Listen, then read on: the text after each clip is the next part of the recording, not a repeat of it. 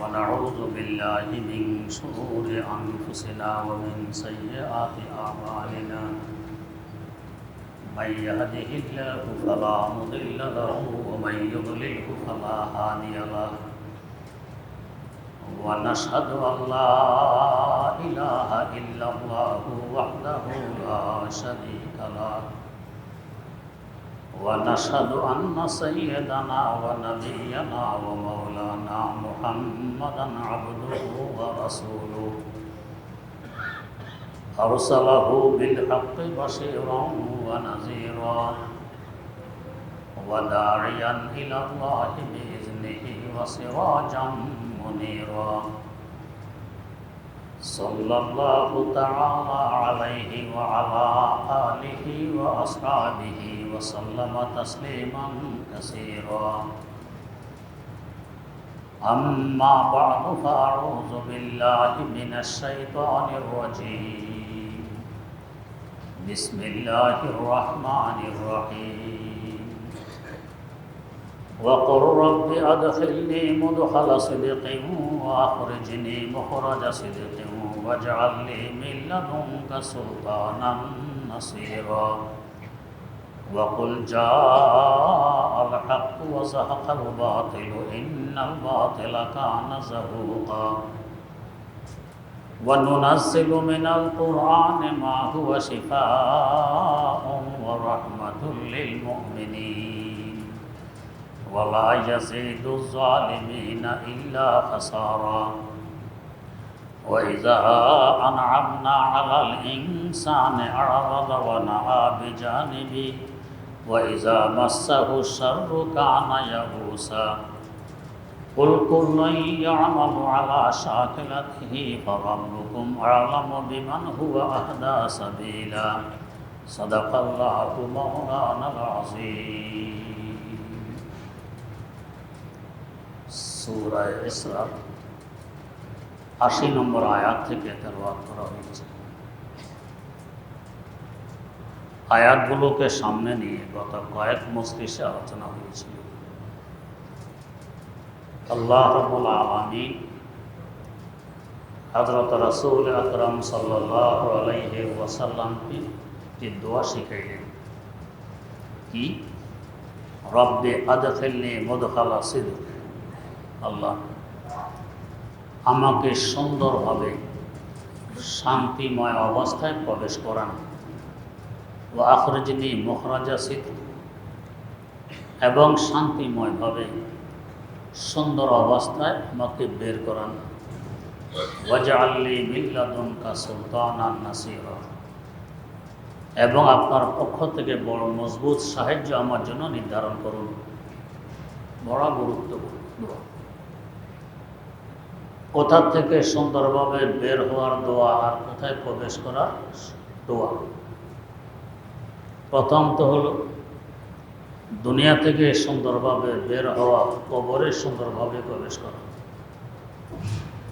এই সম্পর্কে আলোচনা হয়েছে। 2 নম্বর, কবর থেকে সুন্দরভাবে বের হওয়া, হাসর মাঠে সুন্দরভাবে প্রবেশ করা, এই সম্পর্কে গত মজলিসে আলোচনা হয়েছিল। 3 নম্বর, হাসর মাঠ থেকে সুন্দরভাবে বের হওয়া এবং জান্নাতে সুন্দরভাবে প্রবেশ করা। হাসর মাঠ থেকে সুন্দরভাবে বের হওয়া কিভাবে হবে? আমরা ছিলাম তো একসময় জান্নাতে, কোনো কারণবশত আমাদেরকে ওখান থেকে বের করে দেওয়া হয়। আমরা পৌঁছলাম রূহ জগতে, সেখানের হায়াত ফুরিয়ে গেলে ওখান থেকেও বের করে দেওয়া হয়।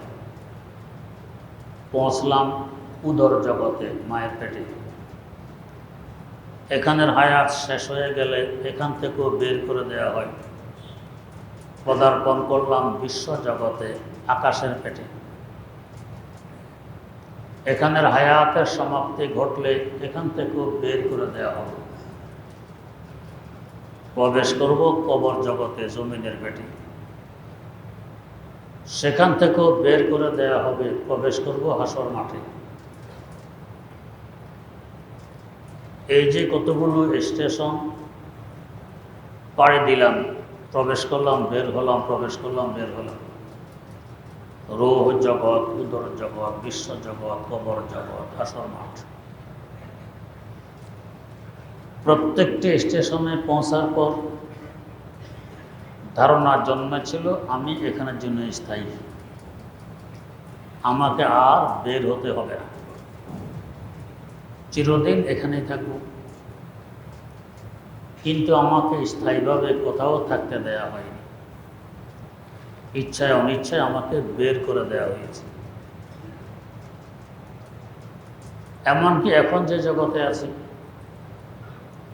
যদিও মুখে বলি আমি এক সময় বিদায় নিব, আমার মুখ পর্যন্ত সীমিত, অন্তরের কথা নয়। না হয় দেখা গেছে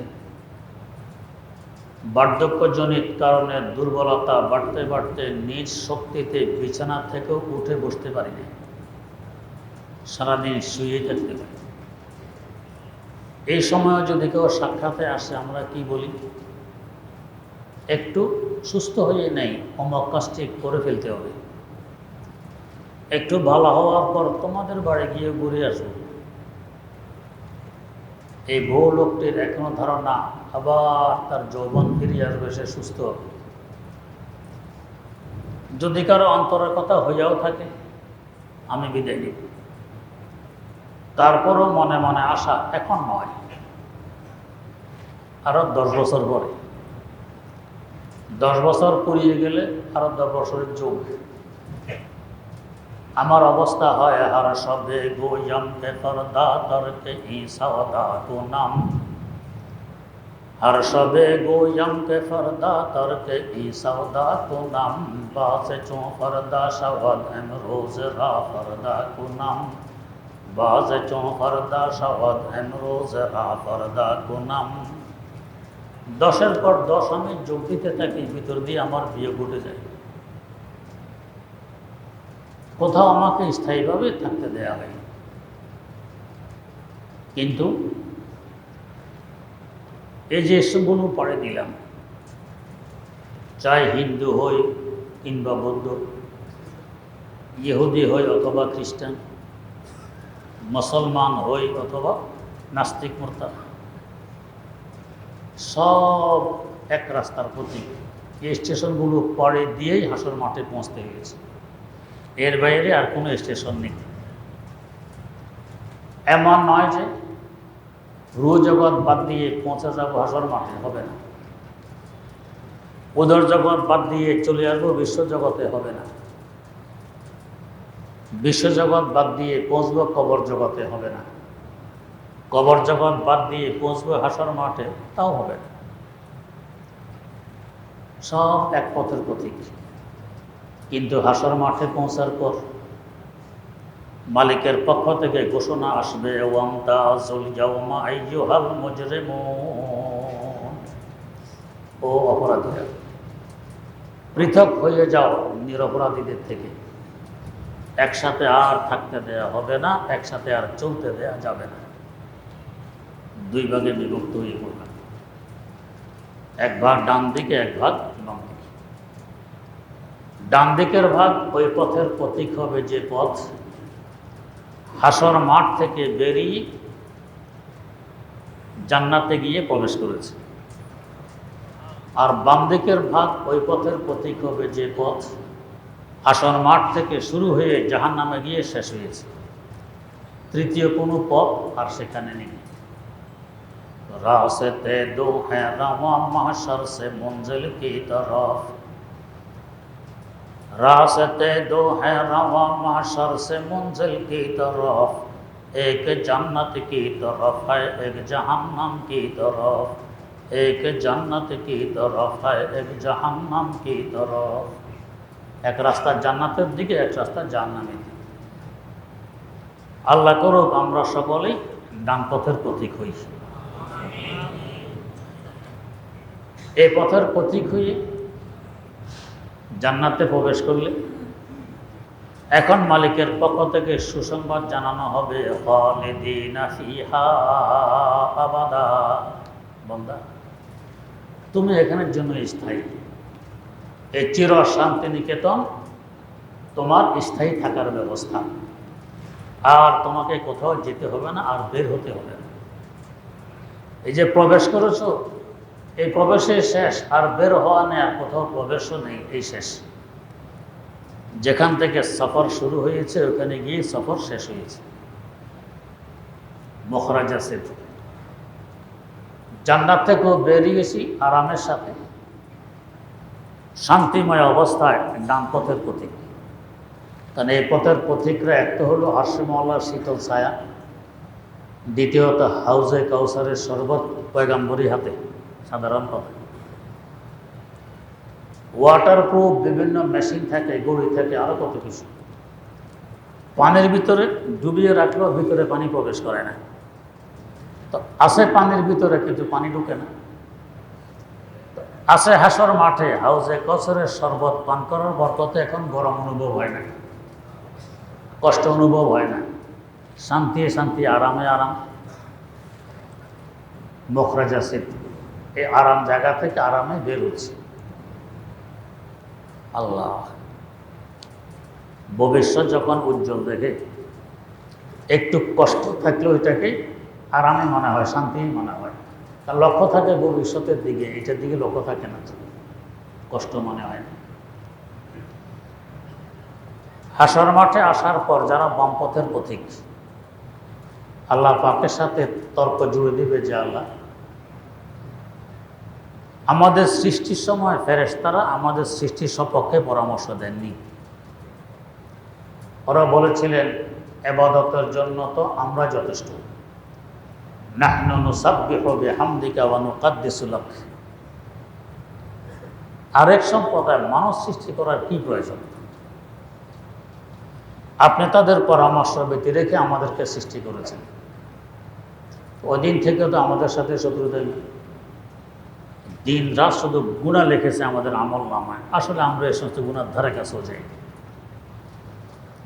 এখানে একটি প্রশ্ন তো হলো, যদি এই হয় তো যারা ডানপথের প্রতীক, ওদের আমল নামায় গুনাহ লিখলো না কেন? তোমাদের সাথে কিসের আইল ঠেলাঠেলি, জায়গা নিয়ে দ্বন্দ্ব, সম্পদ নিয়ে দ্বন্দ্ব, তোমাদের আমল নামায় কেন গুনাহ লেগে? এটা যুক্তি আসে না। খোড়া যুক্তি পেশ করবে মানুষ। আল্লাহ পাক এতমামে হুজ্জত দলিল পেশ করার লক্ষ্যে তাদেরকে সান্ত্বনা দেওয়ার লক্ষ্যে বলবেন, ঠিক আছে, যদি এ সমস্ত গুনাহ খাতা তোমরা নাই করে থাকো, এখন আমাকে একটি সেজদা দাও, যাও জান্নাত দিয়ে দিই। কি খুশি, সেজদা দেয় কোনো ব্যাপার হইল, একটি সেজদা দিলাম, তারপরে তো যাবো। যারা ডান পথের প্রতীক ওদের জন্য আদেশ, যারা বাম পথের প্রতীক এদের জন্য একই আদেশ, সেজদা দাও। ডান পথের প্রতীকার দম দম সেজদা দিয়ে দিবে। দুনিয়াতে সেজদা দিয়েছে ওইখানে অভাব নেই। আর যারা দুনিয়াতে সেজদা দেয়নি, কাফের, মুশরিক, নাস্তিক, মুরতাদ, ঝুঁকতে চাবে সামনের দিকে, পড়ে যাবে পিছনের দিকে, পারবে না সেজদা দিতে। হায় হায়। এরপরে আবারও হুজ্জতবাজি। আল্লাহ কোনো কারণবশত সেজদা দিতে পারি না, ভিন্ন কথা, কিন্তু আমরা এই সমস্ত গুনাহ ধারে কাছে যাই। আল্লাহ পাক শেষ ম্যাচ বলবেন, ঠিক আছে যাও, সামনে একটি পোল আছে, সাঁকো ব্রিজ, এটা যদি ফাড়ে দিতে পারো, এটার এই ফাড়ে জান্নাত, যাও জান্নাতে যাও। পোলটা ফাড়ে দিতে হবে, ব্রিজটা ফাড়ে দিতে হবে। কি খুশি, ব্রিজ ফাড়ে দেওয়া একটা ব্যাপার। যারা ডান পথের প্রতীক ওরা রওনা করেছে, যারা বাম পথের প্রতীক এরা রওনা করেছে, কিন্তু গতির মধ্যে হবে ব্যবধান। যদি সুখের দিকে আপনি চলেন, হাঁটা দ্রুত হয়। দুঃখের দিকে চলতে গেলে দেখবেন কোনো ছাত্র শিক্ষার প্রতিষ্ঠানে যেতে রাজি নয়, ছোট ছাত্র, তা আব্বা টেনে টেনে নেয়, এই পিছনের দিকে টানে, যেতে রাজি নয়, দেরি হয়। আর স্কুল ছুটি হয়ে গেলে, মশার ছুটি গেলে বাড়ি আসতে হবে, দৌড়, কোথায় স্যান্ডেল, কোথায় কি খবরও নেই, দৌড় দেয়। তো শান্তির জায়গার দিকে হাঁটলে হাঁটাটা গতিতে হয়, অশান্তির জায়গার থেকে হাঁটা গতিতে হয় না। তো যারা ডান পথের প্রতীক তারা তো যাচ্ছে চিরশান্তি নিকেতন জান্নাতে, হাঁটা হবে বড় গতিতে দ্রুত। আর যারা বাস্তবে জান্নাতি নয় এদের হাঁটা গতিতে হবে না, ওরা এগিয়ে যাচ্ছে এবং এদের সাথে থাকবে নূরে ঈমান, ঈমানের আলো ঝলমল করে, আর এরা যায়। আর ওদের কাছে তো জুলমাতে কুফর, কুফর অন্ধকার, আলো দেখে না। এদেরকে ডাকবে, ও ভাইয়েরা একটু অপেক্ষা করো, তোমাদের আলো দেখে দেখে আমরা যাতে পথটা চলতে পারি, অপেক্ষা করো। ওরা বলবে, দেখো আলো তো সংগ্রহ করতে হয় পিছন থেকে, আমরা সেখান থেকে আলো সংগ্রহ করেছি, আলো পিছনে, পিছন মানে দুনিয়া, এখান থেকে ঈমানের নূর, ঈমানের আলো সংগ্রহ করতে হয়, পিছন মানে দুনিয়া। ওরা বুঝবে না, মনে করবে একটু পিছনে গেলেই বুঝি সেখানে আলো আছে, আনা যাবে। পিছনের দিকে আসবে, নেকাররা চলে আসছে, পিছনে কোনো আলো নেই, কারণ দুনিয়াতে তো আর আসা হবে না, একবারে আসে। এখন পিছনেও আসলো আলো নেই, সামনে আলো আলা চলে গেল, গভীর অন্ধকারে নিমজ্জিত। কিভাবে পৌঁছারাত পাড়ি দিবে? আর যারা বাস্তবে ডান পথের পথিক ছিল, ওরা তো পৌঁছারাতে উঠবে তো বিদ্যুৎ গতিতে ওই পরে চলে যাবে, এদের কোনো ব্যাগ পেতে হবে না, জান্নাতে পৌঁছে গেছে। আর কাফের, মুশরিক, নাস্তিক, মুরতাদরা পৌঁছতে পারবে, ওদের প্রবেশটাও আরামদায়ক হয় নাই, ওদের বের হওয়াটা আরামদায়ক হয় নাই, দুটোই কষ্টদায়ক। মুমিনের হাসর মাঠ থেকে বের হওয়া আরামদায়ক, মুখরাজা সিদ, জান্নাতে প্রবেশ করাও আরামদায়ক, মুদখালা সিদ। প্রবেশ করার পরে আরো কত আরাম, যে আরামের কোনো শেষ নেই। এলান হবে, বেহেশতের ছাদে আসো, সকল বেহেশতি ছাদে যাবে। কত বড় এই ছাদ, আল্লাহু আকবার। আমাদের এই পৃথিবী 20 কোটি বর্গ মাইল আয়তনের,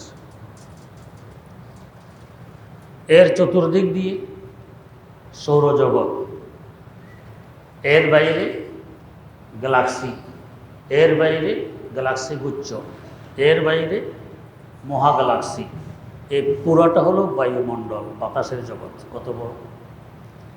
এর বাইরে দিয়ে বেষ্টনে দিয়ে আছে কোরআয়ে নার, আগুনের জগৎ, কত বড়।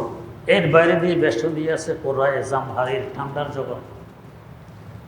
এর অসংখ্য ঘন্টা লক্ষ কোটি মাইল উপর দিয়ে বেষ্টনে দিয়ে আছে আকাশ, কত বড়। এইভাবে প্রথম আকাশ, দ্বিতীয় আকাশ, তৃতীয় আকাশ, চতুর্থ আকাশ, পঞ্চম আকাশ, ষষ্ঠ আকাশ, সপ্তম আকাশ। এই 7 নম্বর আকাশটি যে 6টি আকাশকে বেষ্টনে দিয়ে আছে ফুটবলার নেয়, ওইটা কত বড়। এর অসংখ্য উন্নত লক্ষ কোটি কিলোমিটার উপর দিয়ে বেষ্টনে দিয়ে আছে সিদরাতুল মুনতাহা, আর এর লক্ষ কোটি কিলোমিটার উপর দিয়ে বেষ্টনে দিয়ে আছে জান্নাত, কত বড় হবে জান্নাতটি। এর ছাদটি কত বড় হবে। এলান হবে, ছাদে আসো, সকল জান্নাতি উপস্থিত হবে ছাদে। এক জান্নাত থেকে আরেক জান্নাতের দূরত্ব জমিন থেকে আকাশের দূরত্ব যে পরিমাণেই করিবে। জান্নাত তো 8টি, জমিন থেকে আকাশের দূরত্ব পরিমাণ হলো এক এক জান্নাতের দূরত্ব। 8 জান্নাত কত দূরে হবে ছাদ চিন্তা করুন। বিদ্যুৎ গতিতে পৌঁছে যাবে, 1 সেকেন্ডও দেরি হবে না, গতিতে পৌঁছে যাবে। সেখানে পৌঁছার পর 100 লক্ষ পয়গম্বর আলাইহিমুসসালাতু ওয়াসসালাম, তাদের আসন ভিন্ন, আউলিয়া আল্লাহরা ভিন্ন, সাধারণ মোমেনরা ভিন্ন, যার যার পজিশন অনুপাতে কুরসি, সকলের জন্য মখসুস নির্দিষ্ট কুরসি আছে, চেয়ার আছে। আপনার চেয়ারে আমি, আমার চেয়ারে আরেকজন, এটা হবে না, গোলমাল হবে না। সিট নিয়ে কত দ্বন্দ্ব, প্লেনে উঠতে দেখা যায়, এই আমার সিটে আপনি বসছেন, ওঠেন, সিট ছাড়েন, তো আপনি আরেক সিটে বসেন, উঠতে পারবো না, কত দ্বন্দ্ব। কিন্তু প্রত্যেক মানুষের নামে নামে কুরসি আছে, চেয়ার আছে, কোনো দ্বন্দ্ব হবে না। ওই জায়গায় বিদ্যুৎ গতিতে পৌঁছবে যে জায়গায় আপনার জন্য নির্ধারিত চেয়ার আছে, এবং সকলে ভাববে আমি সবচেয়ে বেশি শানদার চেয়ারে বসা আছি, সকলের ধারণা হবে এটি। তাই কোনো আফসোস থাকবে না, আফসোস হতে একটা কষ্ট। তেলাওয়াত হবে দাউদ আলাইহিস সালামের জবানে। আল্লাহ পাক কি কণ্ঠ তাকে দিয়েছিলেন। ওই কণ্ঠ যখন জাবুর শরীফ তেলাওয়াত করতেন তো উড়ন্ত পাখি পর্যন্ত উড়া বন্ধ করে শুনতে বাধ্য হইত। এত সুরিলি তেলাওয়াত বাদ দিয়ে উড়া সম্ভব হইত না। কি সুন্দর তেলাওয়াতের তালে তালে পাহাড় পর্বত পর্যন্ত হেলত দুলত। আল্লাহ পাক কোরআন শরীফে বলেছেন যেমন মধুর কণ্ঠ আল্লাহ পাক তাকে দান করেছেন। ওই কণ্ঠের তেলাওয়াত শুরু হবে, কি সুন্দর কি মজা। একটি মহা সমাবেশ ছিল ইংরেজ ঘেরাও আন্দোলনের সময় ভারতে। তো তখন সভাপতি ছিলেন মাওলানা মোহাম্মদ আলী জওহর মরহুম। ঘোষণা দিলেন এই কুম্ভকারী সাহেব আসেন একটু তেলাওয়াত করুন। অনেকে বাধা দিল। ইংরেজ খেদাও আন্দোলনে হিন্দু আছে, বৌদ্ধ আছে, মুসলিম আছে। মুসলমানদের ধর্মীয় গ্রন্থ তেলাওয়াত করতে বললেন তো হিন্দুরা বলবে আমাদেরও গীতা পাঠ করা হোক, বৌদ্ধরা বলবে আমাদের ধর্মগ্রন্থ পাঠ করা হোক, তো কি হিবিসিবি হবে। উনি বলেন পড়লে দিব পাঠ করতে, তারপরও কোরআন পাঠ করো। কারি সাহেব এসে কোরআন পাঠ শুরু করলেন। লক্ষ লক্ষ মানুষ সমাবেশের মধ্যে। তো কোনো হিন্দুও বাদ ছিল না যার চোখের পানি না পড়ছে। এত মধুর কণ্ঠে কারি সাহেব তেলাওয়াত করছে। যতক্ষণ করছেন কেউ কথা বলবার সাহস পায়নি যে এবার বন্ধ করুন। করতেছেন তো করতেছেন তেলাওয়াতের মর্যাদা। এরপরে কোনো হিন্দু একথা বলার সাহস পায়নি যে আমাদের গীতা পাঠ করা হোক, কোনো বৌদ্ধ সাহস পায়নি আমাদের ধর্মীয় গ্রন্থ পাঠ করা হোক। দশ কোরআনে যেটা আল্লাহর কালাম, কালামুল মুলুকে মুলুকুল কালাম। বাদশার কথা কথার বাদশা। তা বাদশা থাকলে অন্য কার এখানে সাহস আছে, হিম্মত আছে আর কথা বলবে? কোরআনের সামনে সব কিছু তুচ্ছ। তো তেলাওয়াত চলবে ওই মধুর কণ্ঠে, কি স্বাদ কি মজা। অসংখ্য জান্নাতীরা এই মজা স্বাদ উপভোগ করতে থাকবে। এরপর স্বয়ং রাসূল আকরাম সাল্লাল্লাহু আলাইহি ওয়াসাল্লামের জবান মোবারকে ইয়াসিন সূরা তেলাওয়াত হবে। কি স্বাদ কি মজা। একে বলে মুদখালা সিদ, শান্তিময় প্রবেশ। আল্লাহ, এখন তো আমরা একজন পয়গম্বরকে স্বপ্ন দেখার জন্য কত তদবির কত আমল, আর তখন ১৬ লক্ষ পয়গম্বরকে দেখা যাবে একসাথে।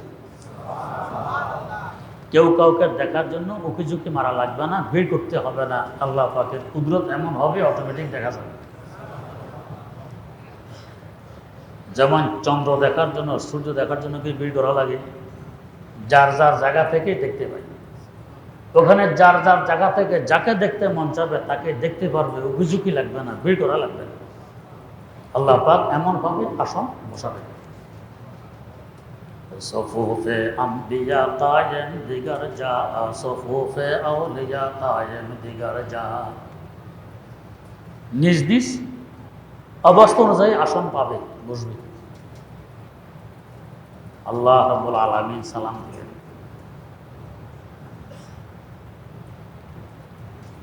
সালামুন কাওলাম মির রাব্বির রাহিম। তোমাদের দয়ার সাগর রবের পক্ষ থেকে সালাম গ্রহণ করো। কেমন স্বাদ লাগবে? রবের পক্ষ থেকে সালাম গ্রহণ করো, কেমন স্বাদ লাগবে? মুদখালা সিদ, শান্তিময় প্রবেশ। আল্লাহ রাব্বুল আলামিন এখনো সাক্ষাৎ দিবেন না।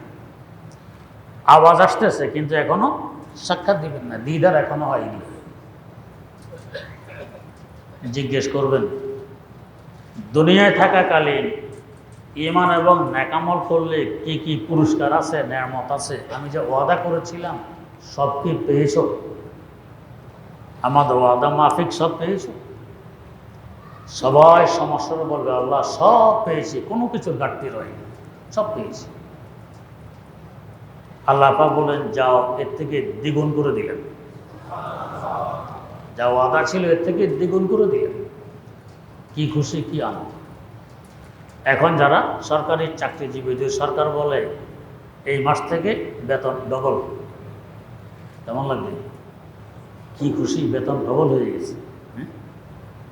আল্লাহ পাক বলবেন যা পেয়েছ ডবল করে দিলাম, দেখুন কি খুশি আল্লাহ। এরপরে জিজ্ঞেস করবেন আর কি চাও বলো। সবাই তো আশ্চর্য, আর চাবো কি? চাওয়ার আগেই তো সব পেয়ে গেছি, এরপরে আবার ডবল, আবার চাওয়ার কি আছে? আর কি চাও বলো, আর কি চাও? মানুষ তো চুপ, কি বলবো, কিন্তু আল্লাহ পাক বারবার জিজ্ঞেস করে বলো আর কি চাও। তো নিশ্চয়ই কিছু চাওয়ার আছে, বুঝতেছি না তো কি চাইতে বলতেছি। নাহলে আল্লাহ পাক এতবার কেন বলেন আর কি চাও বলো? আলেমের শরণাপন্ন হবে, হুজুর সব পেয়ে গেছি, ডবল পেয়ে গেলাম, আল্লাহ পাক বারবার বলতেছেন আর কি চাও, কি চাও, কি চাইতে বলো। হুজুরের শরণাপন্ন। হুজুরাও মান অভিমানে বলবে না, জিজ্ঞেস করার পরে বলবে বলো আল্লাহ আপনার দিদার চাই, সাক্ষাৎ চাই। সবচেয়ে সাদের বস্তু হলো গেল মান যে নিয়ামত हो गल माँ जबकि नेमत आए तू सबसे बढ़कर नेमत दीदार तू। अल्लाह दीदार, अल्लाह साक्षात सबसे बड़ा नेमत। और है गिलमान है गुलजार है, सबसे बढ़कर नेमत दीदार है, सबसे बढ़कर नेमत दीदार है। अल्लाह दीदार जाओ, साक्षात जाओ। হাকিমুল ইসলাম আল্লামা কারি তৈয়ব সাহেব রহমতুল্লাহ লেখেন, তো দুনিয়াতে আমরা আলেম সমাজের মুখাপেক্ষি, বেহেশতে গেলেও আলেম সমাজের মুখাপেক্ষি, হাসার মাঠও মুখাপেক্ষি। দুনিয়াতে মুখাপেক্ষি, সারা বছর করে আলেমের বিরুদ্ধাচরণ, বিদ্বেষ পোষণ করে আলেমের সাথে, তো তারপরেও মুখাপেক্ষি। যখন দেখছে যে ফেটে হিলেই চিকিৎসা মিশা কাজও না, পানি দিয়ে দৌড়ে যে হুজুর একটু পানি করে দেন, হুজুর তাবিজ চাই, এই এখন মুখাপেক্ষি। হুজুর দোয়া আছে, এখন হুজুরের কত কদর, কত মূল্য। এখানে হুজুরের মুখাপেক্ষি, হাসার মাঠও হুজুরের সুপারিশ। হুজুর আমিনা মাদ্রাসা চাঁদা দিয়েছিলেন, অবাক ছাত্রকে লজিম রেখেছিলেন, হুজুর আপনার মাদ্রাসায় তো আমি চাঁদা দিতাম, একটু সুপারিশ করুন, এখানেও মুখাপেক্ষি। জান্নাতে গেলেও মুখাপেক্ষি, কি চাবো জানি না, আলেমকে জিজ্ঞেস করলে বলবে আল্লাহ, আল্লাহ আপনার দিদার চাই। এবার বলবে যে আল্লাহ আপনার দিদার চাই। এরপর আল্লাহ রাব্বুল আলামিন দিদার দিবেন, সাক্ষাৎ দিবেন। কি স্বাদ, কি মজা। লক্ষ কোটি বছর চলে গেছে তার দিদারের আশায়, সাক্ষাতের আশায়। আশিকারা রোজে মাশর বা কিয়ামত কা রনিস্ত, আশিকারা রোজে মাশর বা কিয়ামত কা রনিস্ত, কারে আশিক জুজ তামাশায়ে জামালে ইয়ারো নিস্ত, কারে আশিক জুজ তামাশায়ে জামালে ইয়ারো নিস্ত। আল্লাহ তোমার কুদরতের চেহারা দেখতে চাই, কি দেখছে? আল্লাহ আমাদের সকলকে চক্ষু দান, যে চক্ষু দ্বারা 100 লক্ষ পয়গম্বরকে একসাথে দেখা যাবে, আপনাকে দেখা যাবে। আল্লাহ এমন চক্ষু চাই। এটা হলো মুদাখালা সিদক। রব্বি আদখিলনি মুদখালা সিদকিন ওয়া আখরিজনি মুখরাজা সিদক। আল্লাহর শান্তিময় প্রবেশ আমাদেরকে করান এবং শান্তি অবস্থায় বের করেন। হাসর মাঠ থেকে বের করলেন শান্তি অবস্থায়, আরশে মাওলা ছায়া, হাউজে কাউসারের শরবত, দিদারের আশা। শান্তিময় বের হওয়া, বেহেশতে প্রবেশ শান্তিময়। সবচেয়ে শান্তিময় হলো আল্লাহ পাকের দিদার, শান্তিময়। এটা হলো মুদখালা সিদক। ওয়াজআলনি মিন লাদুনকা সুলতানান নাসীরা। আল্লাহ আপনার মতো মালিকের কুদরতের চেহারা দেখার মতো আমার চোখ আছে, এর যোগ্যতা কি আমার আছে? আল্লাহ যোগ্যতা আপনার কাছে চাই। আমার শেখ মুর্শিদ শেখুল ইসলাম আল্লামা তাকি ওসমানী দামাত বারকাতুহুর মুনাজাত আছে। আল্লাহ এই ভিক্ষার ঝুলি নিয়ে এসেছি আপনার দরবারে, বাইতুল্লাহতে গিয়ে দোয়া করতেছেন। ভিক্ষার ঝুলি নিয়ে এসেছি আপনার দরবারে। এরপর আল্লাহ জুলিও তো নেই, জুলির ব্যবস্থাটাও আপনিই করে দেন, জুলির ব্যবস্থাটাও আপনিই করে দেন। এটাও তো নাই, আমি এমন অসহায়। তো আমাদের কি যোগ্যতা আছে মহান রব্বুল আলামিনকে দেখতে পারি, জান্নাতে প্রবেশ করতে পারি, 100 লক্ষ পয়গম্বর আলাইহিমুস সালাতু ওয়াস সালামকে দেখতে পারি? চাইতে হবে এটা আল্লাহ পাকের কাছে, ওয়াজআলনি মিন লাদুনকা সুলতানান নাসীরা। আল্লাহ, মজবুত সাহায্য আপনার কাছে আমি ভিক্ষা চাই, কামনা করি। সাহায্য আপনার না থাকলে এগুলো আমি কিছুই পাবো না, সব আপনার মেহেরবানি। এই আয়াতের আরও তাফসীর আছে, আল্লাহ পাক তৌফিক দিলে সামনের মধ্যে এসে হবে ইনশাআল্লাহ। সুবহানাল্লাহি ওয়া বিহামদিহি, সুবহানাকাল্লাহুম্মা ওয়া বিহামদিক, আশহাদু আল্লা ইলাহা ইল্লা আনতা, আস্তাগফিরুকা ওয়া আতুবু ইলাইক।